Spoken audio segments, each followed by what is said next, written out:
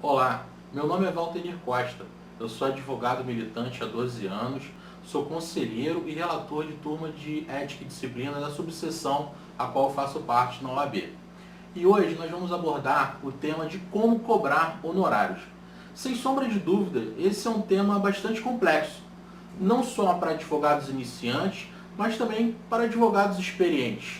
Quem nunca parou e se deparou com dúvidas na hora de fixar os honorários advocatícios?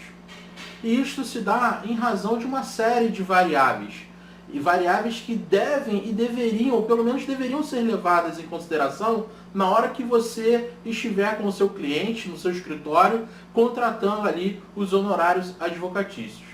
O meu objetivo nesse vídeo não é esgotar o tema sobre os honorários advocatícios. Eu não vou tratar, por exemplo, da questão de como calcular o teu custo da hora de trabalho. Eu não vou tratar da precificação. Talvez numa outra oportunidade a gente possa voltar nesse tema de precificação e de cálculo do custo da sua hora de trabalho.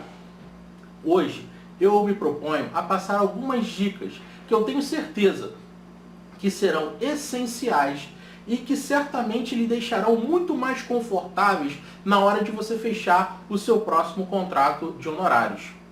E por falar em contrato de honorários, tudo deve começar por ele. Sempre contratem por escrito os seus serviços profissionais. Essa é a nossa primeira dica para você. Embora a lei não exija uma forma especial para a contratação dos honorários advocatícios, mas ele deve ser estabelecido com clareza todas as condições da contratação. Até porque não pode ser diferente disso. A boa-fé, a informação, elas são peculiares da questão da relação do cliente e advogado. Aliás, é uma relação que tem que começar na base da confiança. Então, a boa-fé, a clareza, a objetividade, todas as informações, tudo aquilo que envolve, todas as hipóteses, elas devem estar contempladas no contrato. Por exemplo, o objeto. O que o contrato ele abrange? O valor dos honorários propriamente dito, a forma de pagamento, a extensão do patrocínio, se você vai atuar somente em primeira instância, se o teu patrocínio vai além da primeira instância, vai até a segunda instância, como é que fica a questão se o processo for para os tribunais superiores, você vai atuar também nessa instância? Enfim, deve estar contemplado todas essas variáveis, todas essas hipóteses.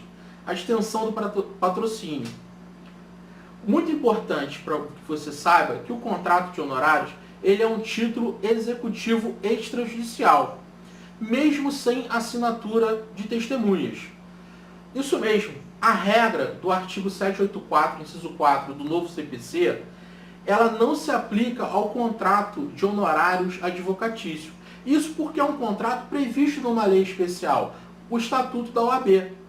E uma vez que a lei especial ela não menciona a necessidade de testemunhas, a jurisprudência ela tem sido majoritária nesse sentido, de dispensar testemunhas na contratação de honorários advocatícios. Então, o documento, o contrato escrito, subscrito pelo advogado e pelo cliente, é um título executivo extrajudicial e pode ser executado tranquilamente, porque a jurisprudência majoritária assim entende nesse sentido.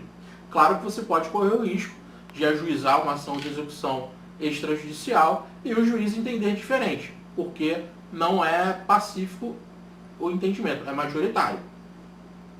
E no início desse vídeo, eu falei sobre variáveis que devem ser levadas em conta na hora de fixar os honorários, certo?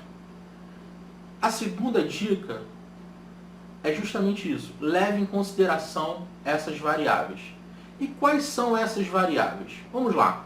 A relevância, o vulto, a complexidade e a dificuldade das questões tratadas, o trabalho e o tempo que você vai dedicar àquela causa, a possibilidade de você ficar impedido de intervir em outros casos, como, por exemplo, você ser contratado por uma empresa na sua cidade onde ela é muito demandada.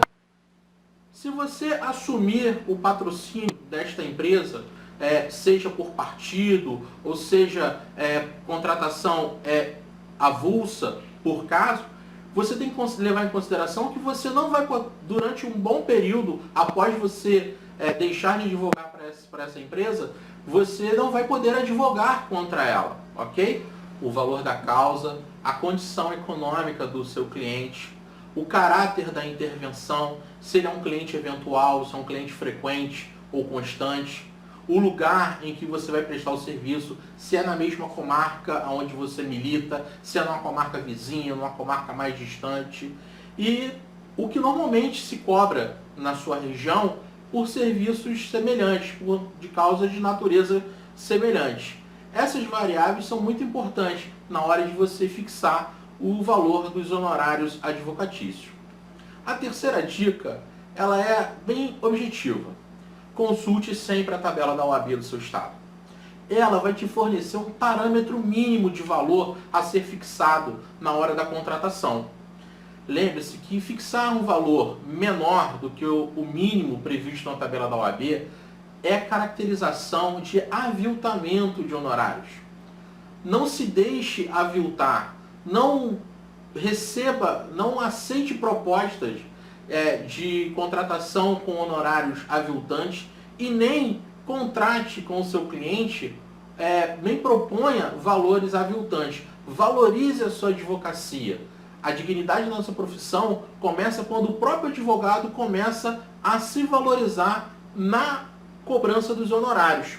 Então, preste bastante atenção nesta questão de não se deixar aviltar e nem você mesmo aviltar os seus honorários.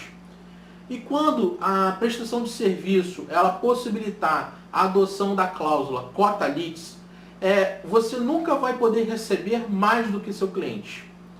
Quando isso é uma previsão no Código de Ética e Disciplina dos advogados. Então, quando você fixar a cota litis, o máximo que você pode cobrar é 50% da vantagem que ele auferir. Embora eu particularmente entenda que 50% ele não atende ao princípio da moderação que deve nortear na hora de você fixar os honorários advocatícios.